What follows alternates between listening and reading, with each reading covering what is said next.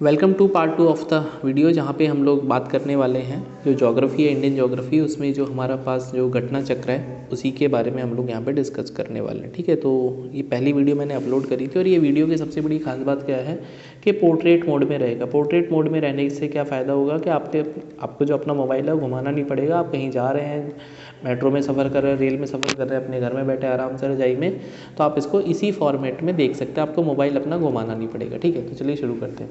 तो कल हमने 2 टॉपिक डिस्कस करे थे, आज हम बात कर रहे थे भारत और जो कर्क रेखा है। ठीक है, भारत और कर्क रेखा। तो यदि हम बात करते हैं भारत और कर्क रेखा के बारे में, ब्लू कलर से लिखेंगे तो विषुवत रेखा जिसको बोलते हैं, दैट इज़ ये जो लाइन है, ये जो लाइन है जो करीब करीब भारत को 2 हिस्सों में डिवाइड करती है, इसको हम बोलते हैं कर्क रेखा। ठीक है, तो कर्क रेखा की यदि मैं बात करता हूँ तो अगर हमारे पास ये अर्थ है, अर्थ का ये 0 डिग्री है जिसको विषुवत रेखा या इक्वेटर बोलते हैं। इसके नॉर्थ में यदि हम 23.5 डिग्री बोले तो ऐसे 23.5 डिग्री यदि हम नॉर्थ की तरफ जाएंगे तो ये जो रेखा है इसको हम कर्क रेखा बोलते हैं। यदि हम 23.5 डिग्री साउथ जाएंगे नीचे की तरफ तो ये जो है ये मकर रेखा होती है। तो ये दोनों ही रेखा बड़ी इंपॉर्टेंट है। तो विषुवत रेखा के उत्तर में स्थित 23.5 डिग्री उत्तरी अक्षांश को कर्क रेखा कहा जाता है। कर्क रेखा भारत के लगभग मध्य से होकर गुजरती है और कर्क रेखा भारत के कुल 8 राज्यों से होकर गुजरती है, जिनमें अगर हम स्टार्ट करते हैं पहले गुजरात, फिर राजस्थान, मध्य प्रदेश, छत्तीसगढ़, झारखंड, पश्चिम बंगाल, त्रिपुरा और मिजोरम है। ठीक है, तो ये 8 स्टेट्स हैं जहाँ से भारत के वीकेंड से जो कर्क रेखा गुजरती है। तो सूर्य के उत्तरायण, ठीक है, तो सूर्य का उत्तरायण जैसे मकर संक्रांति की मैं बात करता हूँ, भूमध्य रेखा के ऊपर होने के बाद से ही उत्तरी गोलार्ध में दिनों की अवधि बढ़ती चली जाती है। 21 जून को सूर्य उत्तरायण के स्थित सर्वोच्च बिंदु पर होता है। ठीक है, तो 21 जून को जो है सूर्य उत्तरायण स्थिति के सर्वोच्च बिंदु पर होता है। जून माह में कर्क रेखा के उत्तर जाने पर दिनों की अवधि बढ़ने लगती है और माही नदी कर्क रेखा को 2 बार काटती है। ये बड़ा इंपॉर्टेंट फैक्ट है कि जो माही नदी है वो कर्क रेखा को 2 बार काटती है।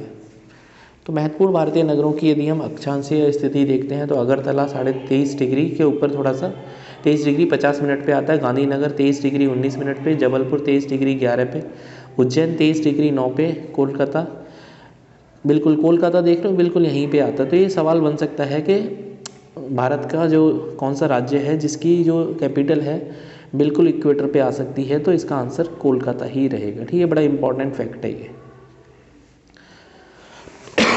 और यदि हम सबसे दूर देखते हैं यहाँ पर इनमें से जो आपके पास दे रखे हैं तो नागपुर 21 डिग्री पे, बाकी सब 23 के आसपास ही है। ठीक है, तो ये कुछ इंपॉर्टेंट पॉइंट थे। तो ये कुछ क्वेश्चन दे रखे हैं, जैसे कर्क रेखा किस राज्य से होकर गुजरती है निम्न में से, तो बिहार इसका राइट आंसर है। तो क्वेश्चंस को हम बाद में डिस्कस करेंगे बिकॉज वीडियो जो है वो लेंथी हो जाएगा। उसके बाद है 4th जो टॉपिक है मानक समय।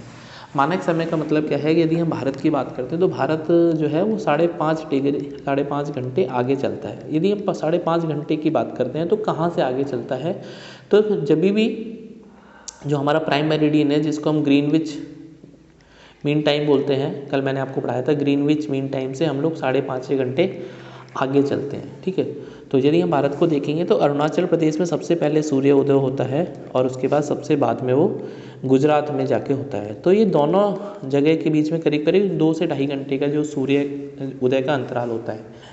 तो भारत की प्रमाणिक जो माध्याह्न रेखा या फिर भारतीय मानक रेखा है 82.5 डिग्री। ठीक है, पूर्वी देशांतर से लिया जाता है। अब ये 82.5 डिग्री का जो कारण है वो ये है कि अगर हम भारत की बात करते हैं तो ये 97-25 है और ये करीब 62 के आसपास होता है। 1 मिनट, यदि हम भारत का ये देखते हैं 62 होता है, मतलब 62 होगा तो ये इनका एवरेज निकल के आता है। 1 मिनट, यदि मैं देखता हूँ इसका अक्षांश विस्तार, कल मैंने आपको बताया था भारत का जो अक्षांश विस्तार होता है, मैं आपको बता देता हूँ अभी। 1 मिनट, यहीं पे लिखा होगा बल्कि भारत के बारे में, ये जनगणना हो गई, हाँ ये रहा। देशांतर विस्तार भारत का कहाँ से कहाँ तक है, देशांतर विस्तार देशांतर, तो देशांतर जो विस्तार है 68 डिग्री 7 7 मिनट, ठीक है। तो अभी बताते हैं आपको। तो जैसे मान लेते हैं यहाँ पे है ये 68 डिग्री 7 मिनट और ये 97:25 है। अगर मैं इनको जोड़ता हूँ 68 और 97 को, तो आपको मिलने वाला है 165 और इसका आधा करेंगे तो 82.5 डिग्री ही मिलेगा। इसीलिए जो भारतीय मानक समय रेखा है बिल्कुल इनके बीच से ही गुजरती है, जिसको हम 82.5 डिग्री पूर्वी देशांतर बोलते हैं, ठीक है। तो ये वर्तमान में प्रयागराज, मिर्ज़ापुर आदि स्थानों से होकर गुजरती है। भारतीय मानक समय IST जिसको बोलते हैं, ग्रीनविच माध्य जो है GMT से 5.5 घंटे आगे। जैसे मैंने आपको बताया, ध्यातव्य है कि विश्व के देशों द्वारा आपसी सहमति के अंतर्गत मानक याम्योत्तर को 7.5 डिग्री दैट इज़ 30 मिनट देशांतर के गुणांक पर चुना जाता है, ठीक है। तो 30 मिनट के देशांतर पर ये चुना जाता है।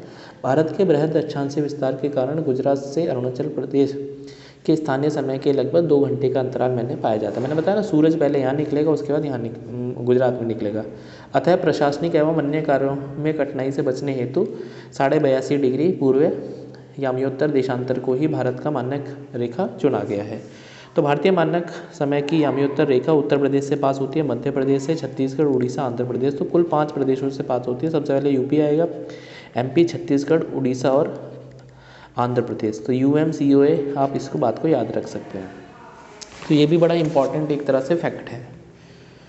उसके बाद यदि हम आगे बढ़ते हैं तो प्रधान याम्योत्तर जिसको 0 डिग्री के पूर्व एवं पश्चिम दोनों तरफ 180 डिग्री तक देशांतर रेखाएं होती हैं। तो कुल मिलाकर 360 डिग्री तक होती हैं। सभी देशांतर रेखाएं पृथ्वी को बराबर भागों में विभाजित करती हैं, इसलिए इन सभी को महान वृत्त या फिर ग्रेट सर्कल भी बोला जाता है। मतलब क्या है, जैसे हमने ये बनाया तो इसमें टोटल, तो इसके पूर्व में यदि हम इसको देखेंगे, ये प्राइम मेरिडियन मान लो मैंने ब्लू कलर से बना दिया। यदि हम इसको दूसरे कलर से ड्रॉ करते हैं, इस बार रेड से बनाते हैं, ठीक है। यदि हम इसको रेड से बनाते हैं ऊपर कंप्लीट करके, ठीक है, यदि हम इसको रेड से बनाते हैं तो ये इस तरह से बनेगा। तो ये इस तरह से 180 लाइन्स होती हैं, ठीक है। तो ये तो आपकी चलेंगी ईस्ट की तरफ और ये चलेंगी वेस्ट की तरफ। तो कुल मिला के 360 ये लाइन्स होती हैं। इंक्लूडिंग यदि इसको भी इंक्लूड करेंगे तो फिर 361 हो जाएंगी बीच वाली को। अगर 0 डिग्री को इंक्लूड करेंगे तो फिर ये 361 हो जाएंगी, वरना 180 डिग्री ईस्ट होती है और 180 डिग्री ही वेस्ट होती है। मतलब 180 लाइन्स होती हैं ईस्ट में, 180 वेस्ट में होती हैं। और ये जो सर्कल मैं बना रहा हूँ भाई, यदि ये गोला है और यदि आप इसको आधे पार्ट में डिवाइड करोगे तो हर पार्ट एक सर्कल बनाएगा, इसलिए इनको ग्रेट सर्कल भी बोला जाता है। और ग्रीनविच या प्रधान याम्योत्तर रेखा के पूर्व में 180 डिग्री तक सभी देशांतर को पूर्वी देशांतर एवं पश्चिम की ओर 180 डिग्री तक सभी देशांतर को पश्चिमी देशांतर कहा जाता है। पृथ्वी 24 घंटे मतलब 1440 मिनट में 360 डिग्री घूमती है। अब ये बड़ा इंपॉर्टेंट थोड़ा सा मैथ का कैलकुलेशन है कि पृथ्वी की मैं बात करता हूँ तो 24 घंटे में वो अपना एक तरह से चक्कर पूरा कर लेते हैं। 24 घंटे का मतलब हो गया मिनट में 24 × 60 तो 1440, और ये 360 डिग्री घूमती है। तो 4 डिग्री प्रति मिनट घूमती है, ठीक है। तो 4 डिग्री प्रति मिनट, तो 1 डिग्री देशांतर घूमने में पृथ्वी को 4 मिनट लगते हैं। इस प्रकार प्रत्येक 15 मिनट अगर हम 4 डिग्री पर मिनट घूम रहे हैं तो इसका मतलब अगर हमको 60 डिग्री घूमना है तो 15 से मल्टीप्लाई करना पड़ेगा।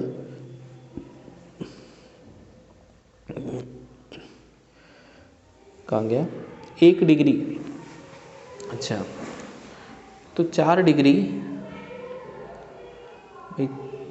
1440/360, तो ये कितना आ जाएगा, 4 ही तो आएगा। हाँ, तो 4 मिनट का समय लगता है। ओके, मतलब कि आप यदि हम बात करें 1 डिग्री देशांतर को घूमने के लिए 4 मिनट का समय लगता है, मतलब 4 मिनट में 1 डिग्री आप घूम सकते हैं। तो अगर मुझे मान लो 1 घंटे में कितना घूमना पड़ेगा तो 15 से मल्टीप्लाई करेंगे, बिकॉज 15 चौका 60 होता है, तो आप 15 से गुणा करेंगे तो 15 डिग्री देशांतर आप घूम जाएंगे 1 घंटे के अंदर। तो सूर्य पूर्व में उदित होता है एंड पृथ्वी पश्चिम से पूर्व की ओर अपनी दूरी पर घूम रही है। अतः 0 डिग्री प्रधान याम्योत्तर से पूर्व की ओर जाने पर समय जो है GMT से आगे चला जाता है और पश्चिम की ओर जाने पर समय पीछे चला जाता है। 0 से 80 डिग्री पूर्व की ओर जाने पर 12 घंटे की समय जो है वो अवधि लगती है और यह ग्रीनविच समय से 12 घंटे आगे रहता है। इस प्रकार 0 डिग्री से यदि हम पश्चिम की ओर जाएंगे तो 12 घंटे पीछे का समय चलता रहता है। तो 180 डिग्री पूर्व और 180 डिग्री पश्चिम देशांतर में कुल 24 घंटे अर्थात दिन रात का अंतर पाया जाता है। भूपृष्ठ पर 180 डिग्री पूर्व एवं पश्चिम याम्योत्तर के लगभग 7 स्थल खंडों को छोड़ते हुए निर्धारित की गई काल्पनिक रेखा को इंटरनेशनल डे लाइन बोला जाता है। ठीक है, तो यदि हम मैप की बात करेंगे तो ये ऐसा बनाया गया इंटरनेशनल डे लाइन कि पानी पानी से ही एक तरह से टेढ़ी मेढ़ी होकर गुजरती है। तो ये आएगा तो मैं आपको ज़रूर दिखाऊंगा, अभी इसमें फिगर आएगा तो। ठीक है,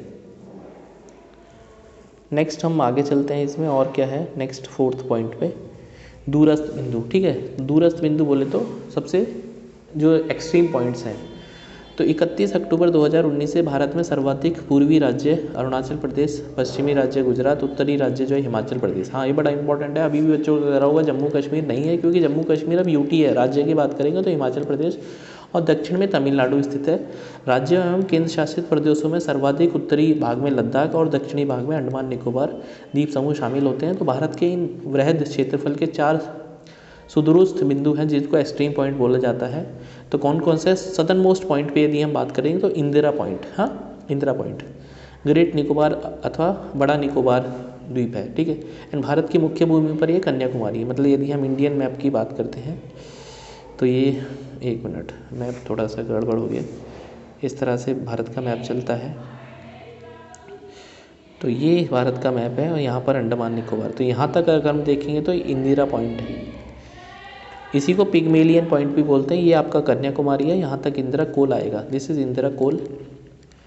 ठीक है, इसको हम पिगमेलियन पॉइंट भी बोलते हैं, PYGMALLION, पिगमेलियन पॉइंट। ठीक है, तो सुदूरस्थ उत्तरी जो उत्तरी बिंदु है उसका नाम है इंदिरा कोल, लद्दाख। ठीक है, तो सियाचिन ग्लेशियर के निकट है ये इंदिरा कोल, जिसको लद्दाख में सिचुएटेड है।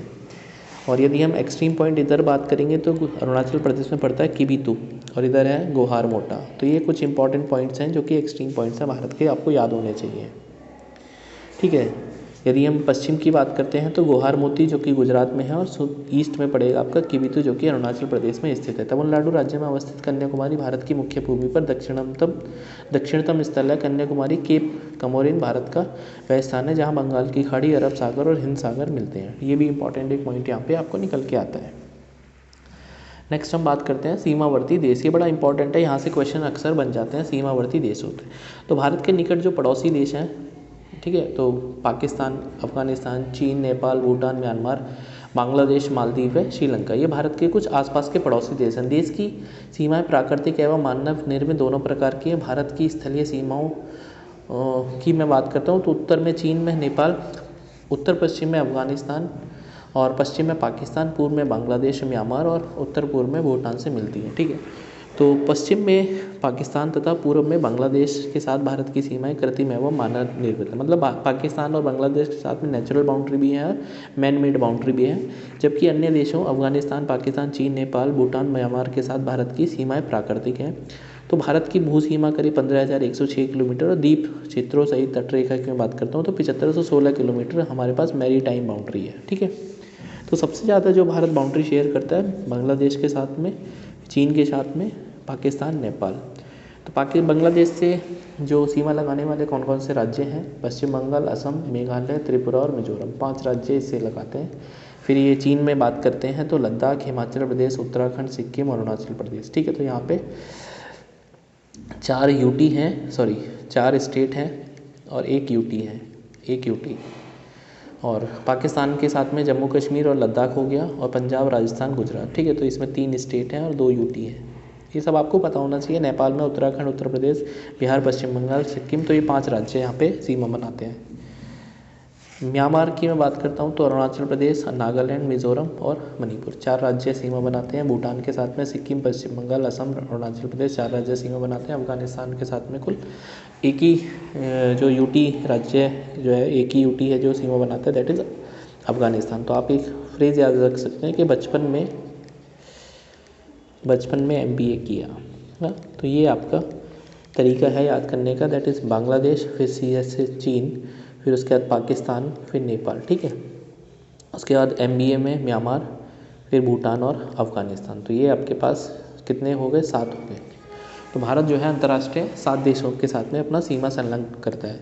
भारत की सबसे लंबी स्थलीय जो सीमा है बांग्लादेश के साथ में, बल्कि सबसे जो छोटी है वो अफगानिस्तान के साथ में करीब 106 किलोमीटर का बॉर्डर शेयर करता है। भारत बांग्लादेश के साथ सबसे लंबी सीमा पश्चिम बंगाल राज्य से, जबकि भारत म्यांमार के साथ में सबसे लंबी सीमा अरुणाचल प्रदेश के साथ में बनाता है। ठीक है, तो बांग्लादेश के साथ में सबसे ज़्यादा पश्चिम बंगाल और अरुणाचल प्रदेश म्यांमार के साथ में सबसे ज़्यादा। एक से अधिक देशों की सीमाओं को स्पर्श करने वाले केंद्र शासित और राज्य कौन कौन से? तो लद्दाख 3 से करता पाकिस्तान, अफगानिस्तान, चीन। उत्तराखंड, चीन, नेपाल। पश्चिम बंगाल, बांग्लादेश, नेपाल, भूटान। सिक्किम जो है नेपाल, चीन, भूटान। असम, बांग्लादेश, भूटान। अरुणाचल प्रदेश, चीन, म्यांमार, भूटान। और मिज़ोरम की मैं बात करता हूँ तो बांग्लादेश और म्यांमार। ठीक है, तो ये कुछ राज्य या यूटीज़ हैं जो कि एक से ज़्यादा अंतर्राष्ट्रीय सीमाएं बनाते हैं। तो आज की क्लास में हम इतना ही करते हैं, नेक्स्ट क्लास में हम इसको आगे डिस्कस करेंगे। तो ये वीडियो आपको कैसी लग रही है प्लीज़ आप मुझे बताइए, और यदि आपको कोई फीडबैक है, कोई इम्प्रूवमेंट है तो प्लीज़ आप मुझे बताइए। और हमारा जो टेलीग्राम ग्रुप है, हाँ टेलीग्राम जो ग्रुप है, टेलीग्राम ग्रुप आप उसको ज्वाइन कर सकते हैं, सिलेक्शन क्लासेस को। वहाँ पर PDF हो गया, वीडियोज़ की अपडेट हो गई, और जो भी कुछ इंपॉर्टेंट है वो वहाँ पर आपको मिलती रहती है। ठीक है, तो you can subscribe the channel selection classes, और मिलते हैं नेक्स्ट वीडियो में। Till then bye, take care.